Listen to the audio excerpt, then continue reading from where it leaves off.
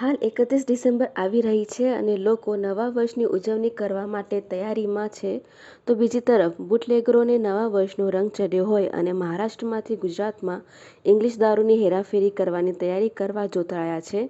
જેમાં બુટલેગરને સફળતા નહીં મળે તેને ધ્યાનમાં રાખી નિઝર ડિવિઝનના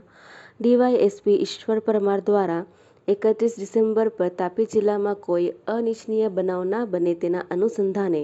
મહારાષ્ટ્ર બોર્ડર પર આવેલા સોનગઢ, ઉચ્છલ, નિઝર અને કુકરમુંડા તાલુકામાં આવેલ મહારાષ્ટ્ર બોર્ડરના ચેકપોસ્ટ પર ચેકિંગ હાથ ધરવામાં આવી રહી છે. ત્યારે આજરોજ નિઝરના વેલદા ટાંકી ચેકપોસ્ટ પાસે ડીવાયએસપી ઈશ્વર પરમાર અને નિઝર પીઆઈ એમડી વિઠ્ઠલ પરાની ઉપસ્થિતિમાં વાહન ચેકિંગ હાથ ધરવામાં આવ્યું હતું. આગામી નવા વર્ષની ઉજવણી અને 31મી ઉજવણી સમયે કોઈ અનિચ્છનીય બનાવ ન બને એટલા માટે બોર્ડર પરના જે ગામડાઓ છે ત્યાંથી પસાર થતા વાહન ચેકિંગ કરવામાં આવી રહ્યું છે તથા પોલીસ ડ્રિંક એન્ડ ડ્રાઈવના કેસો કરે છે વગર હેલ્મેટે અને ત્રણ સવારી જે જતા હોય તે ટુ વ્હીલરને પણ